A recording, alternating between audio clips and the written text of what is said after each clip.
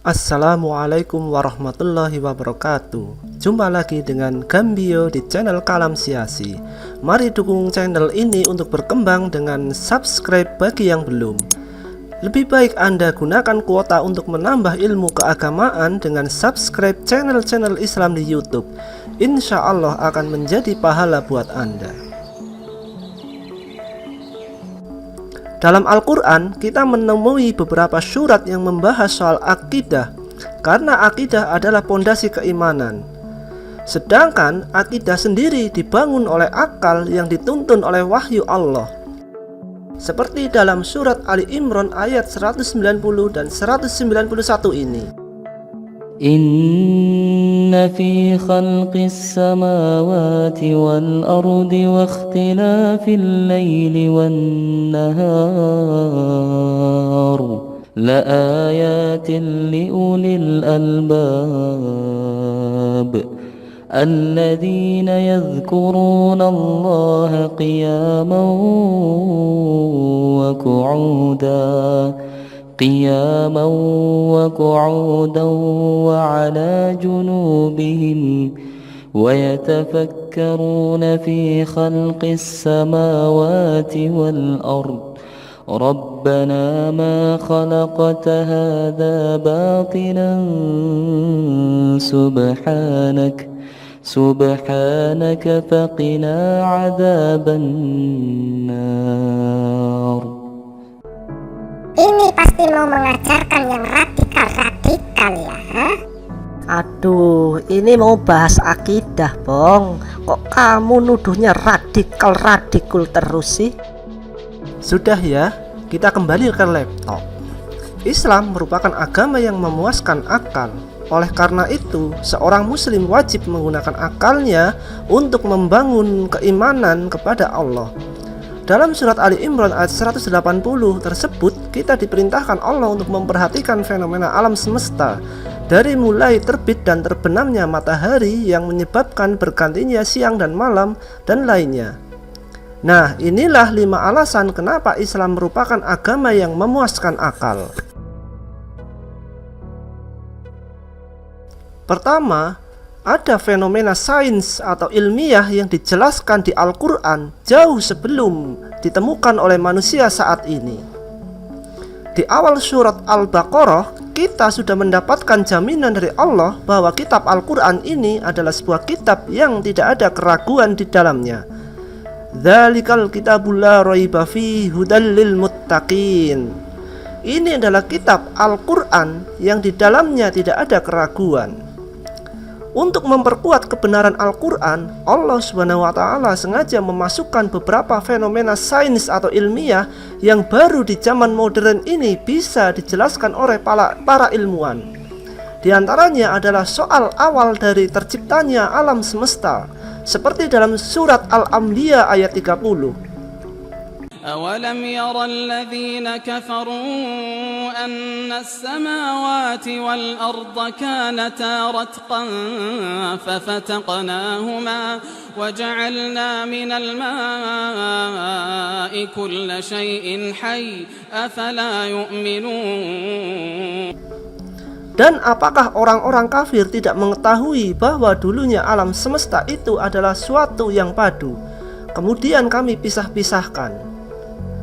Dalam sains modern, awal dari terciptanya alam semesta dikenal dengan Big Bang atau teori Big Bang, di mana awalnya seluruh materi di alam semesta berasal dari sebuah titik singularitas dengan kepadatan dan massa yang luar biasa masif.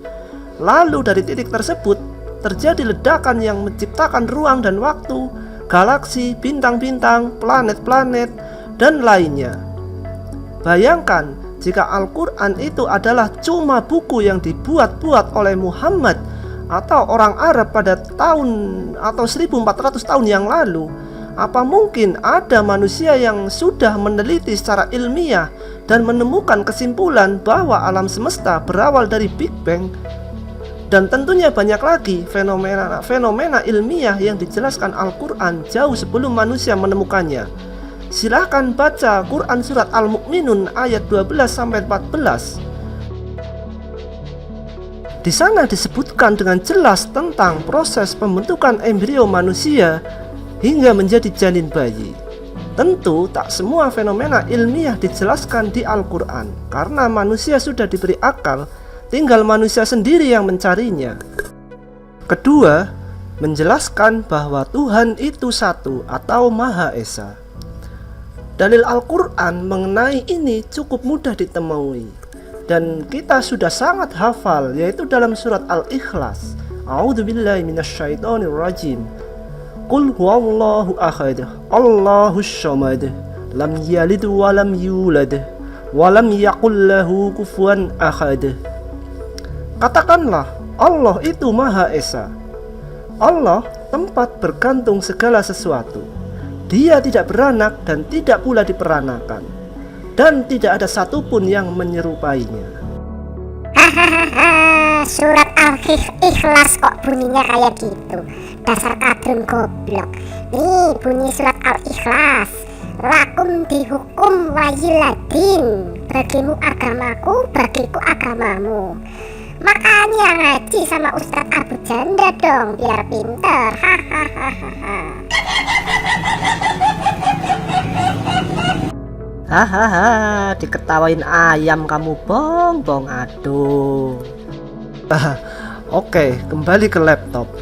Di mana-mana sesuatu yang berkuasa itu pasti satu. Dalam organisasi, ketua umumnya ya paling berkuasa ya satu, kepala negara ya satu, khalifah ya satu. Begitu juga penguasa alam semesta, ya satu saja. Tuhan tak berbilang. Jika Tuhan berbilang atau banyak, maka Tuhan-Tuhan itu akan saling bergantung satu sama lainnya, dan lama-kelamaan akan bertarung memperebutkan kekuasaan alam semesta. Tentunya konsep multi Tuhan atau politeisme ini tak masuk akal. Betapa kacaunya alam semesta ini jika Tuhannya banyak. Ketiga, sesuai fitrah manusia. Islam mengatur manusia sesuai fitrahnya. Misalnya fitrah laki-laki akan tertarik kepada lawan jenisnya yaitu wanita dan cenderung ingin mantap dengan wanita, atau yang kita sebut dengan ghorizatun naw, naluri melestarikan jenis. Nah, Islam mengatur dalam lembaga pernikahan. Islam tidak membedakan status manusia dalam pengaturan pemenuhan naluri seksualnya ini, baik orang biasa, ulama, ustadz, kiai, santri, dan lainnya. Semua boleh menikah, bahkan wajib menikah jika sudah dinilai mampu secara fisik, baik zahir maupun batin. Beda dengan agama lainnya yang ada larangan bagi kaum-kaum tertentu dari penganutnya untuk menikah. Larangan ini tentu bertentangan dengan naluri seksual manusia yang merupakan bagian tak terpisahkan dari fitrah manusia itu sendiri. Surat dan uang sebesar Rp2.222.020 dibayar tunai sah.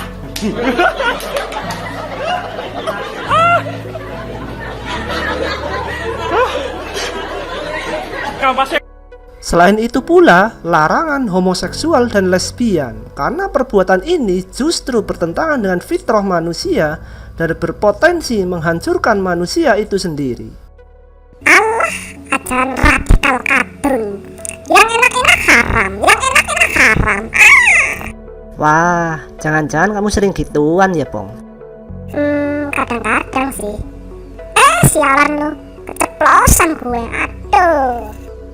Wah, najis amat sih lu Bong. Wah, Bang Homo ternyata hahaha.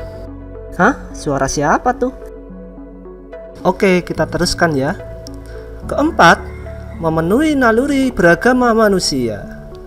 Satu-satunya naluri yang tidak dikaruniakan kepada hewan adalah naluri beragama atau horizatut tadayun.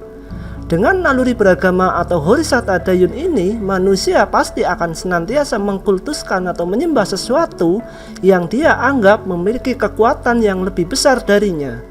Misalkan orang-orang primitif yang cenderung menyembah pohon besar, batu besar, gunung, berhala, dan lainnya. Itu adalah bagian dari pemuasan naluri beragama.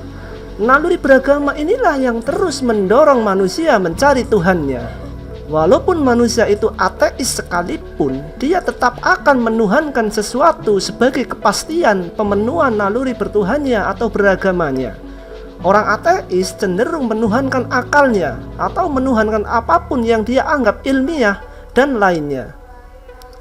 Pada poin kedua tadi, kita sudah dijelaskan tentang mana Tuhan yang berhak disembah. Dengan dibimbing oleh wahyu Allah, maka pemenuhan naluri bertuhan akan menjadi benar dan tidak melenceng. Silahkan di-scroll balik ke poin 2. Yang terakhir atau yang kelima adalah menenangkan hati. Setiap agama juga punya konsep menenangkan hati pemeluknya masing-masing. Namun berbeda dengan Islam, karena Islam merupakan sebuah akidah yang dibangun berdasarkan akal, maka akan memiliki konsep menenangkan hati tersendiri yang berbeda. Para pemeluk Islam yang taat dan sudah mendalami agama ini tidak akan mempertanyakan lagi agamanya dan Tuhannya. Mereka akan fokus untuk mencari keridhaan Allah demi meraih kebahagiaan dunia akhirat. Hal ini berbeda dengan agama lain yang memang merupakan hasil modifikasi manusia. Banyak pemeluknya yang semakin taat dan mendalami agama tersebut, makalah makin gelisah dengan konsep agama dan Tuhannya. Banyak pemuka-pemuka agama lain yang justru masuk Islam karena melihat konsep akidah Islam yang memuaskan akal sesuai fitrah manusia dan otomatis memberikan ketenangan kepada hati yang hakiki. Alhamdulillah, inilah 5 alasan kenapa Islam merupakan agama yang hak dan memuaskan akal manusia. Semoga video ini bermanfaat buat Anda semua. Silahkan bagikan video ini ke teman-teman Anda lewat akun media sosial Anda. Dan jangan lupa subscribe.